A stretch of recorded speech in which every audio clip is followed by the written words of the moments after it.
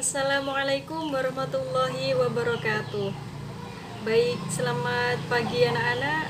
Hari ini kita akan belajar fisika tentang jarak, perpindahan, kelajuan, kecepatan, dan percepatan. Sebelum kelas dimulai, mari kita berdoa sesuai dengan keyakinan kita masing-masing. Berdoa dipersilahkan. Amin. Nah, sekarang tentunya anak-anak sudah mengetahui bahwa kita akan materi apa yang akan kita pelajari hari ini. Jadi saya ingin mengetahui siapa yang sudah mengetahui pengertian dari jarak, perpindahan, kecepatan, kelajuan, dan percepatan. Oke, dimulai dari jarak dulu. Ayo, siapa yang bisa menjelaskan pengertian dari jarak? Ya, baik, Mas Reza, dipersilahkan. Ya, benar sekali. Jarak, seperti yang dikatakan Mas Reza, jarak adalah panjang lintasan yang ditempuh benda tanpa memperhatikan arahnya. Jarak merupakan besaran skalar. Nah, sekarang yang kedua adalah perpindahan. Baik, selain Mas Reza ada yang bisa menjelaskan pengertian tentang perpindahan?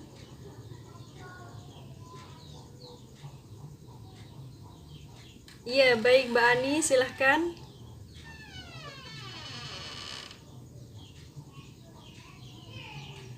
Iya, tepat sekali. Perpindahan adalah perubahan posisi benda ditinjau dari posisi awal dan posisi akhir benda tersebut. Nah, perpindahan merupakan besaran vektor, sehingga dapat bernilai positif maupun negatif.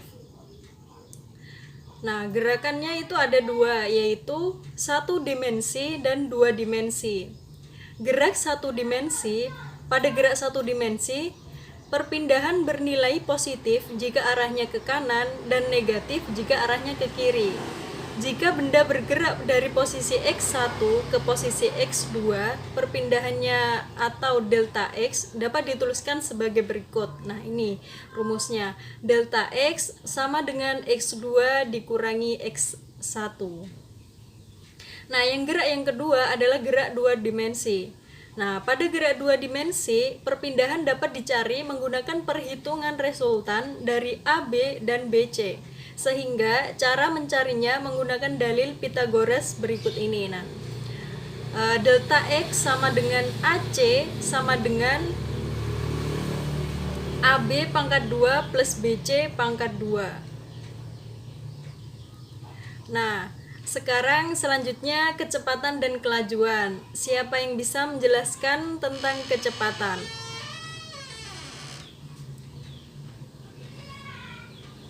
Iya, baik, jika tidak ada akan saya jelaskan.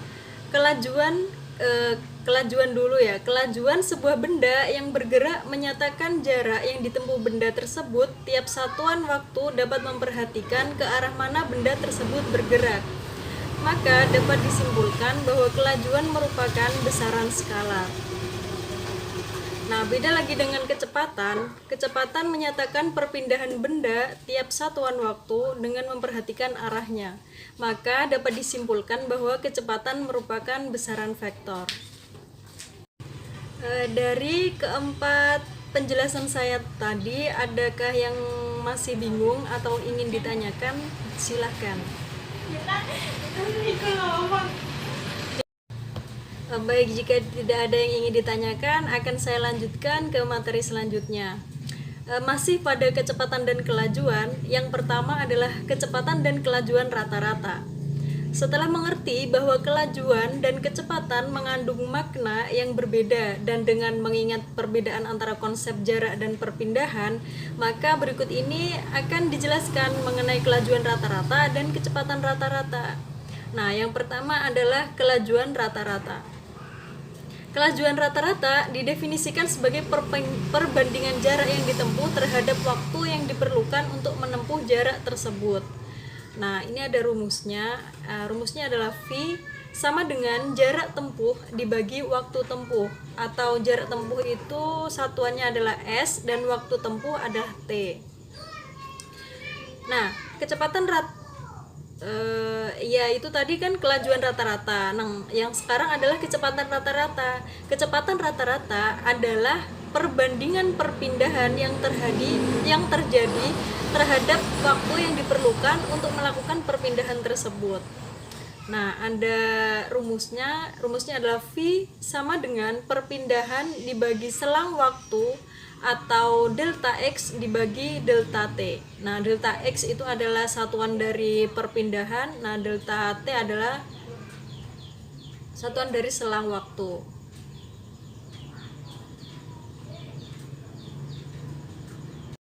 Baik anak-anak, materi kita kurang satu subbab materi. Namun sebelum saya menjelaskan satu bab materi terakhir, saya ingin bertanya jika ada apakah anak-anak sudah paham? Nah, jika ada yang masih bingung atau masih belum paham, boleh ditanyakan.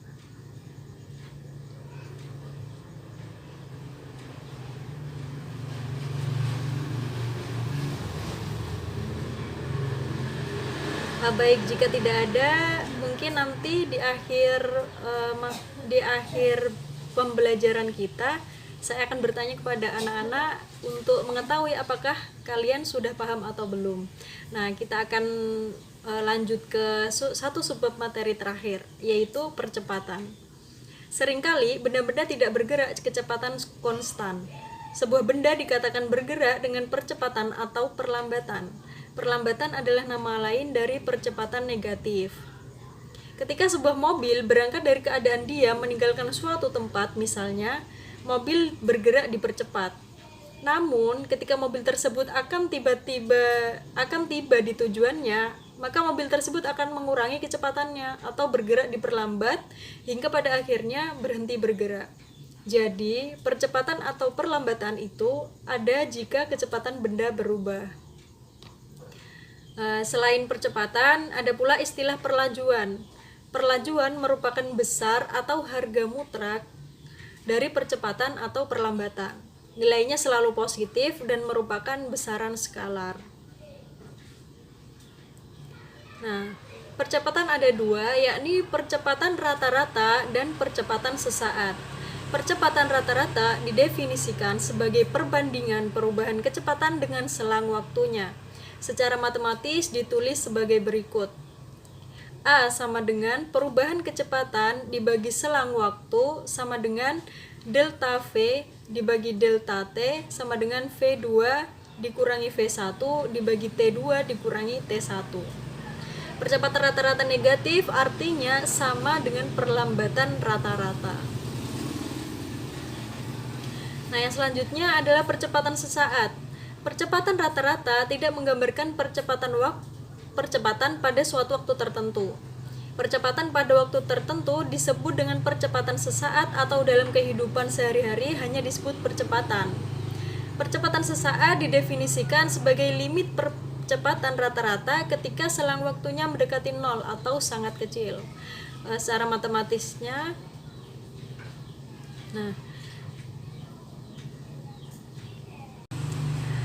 baik anak-anak, itulah penjelasan dari saya atau belajar kita hari ini. Nah, sekarang saya ingin mendengarkan satu orang untuk menyimpulkan satu atau lebih, gak apa-apa, untuk menyimpulkan materi kita pada hari ini. Siapa yang bersedia?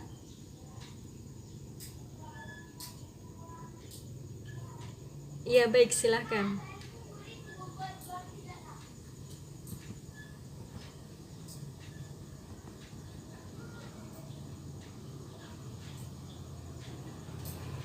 Ya, bagus sekali.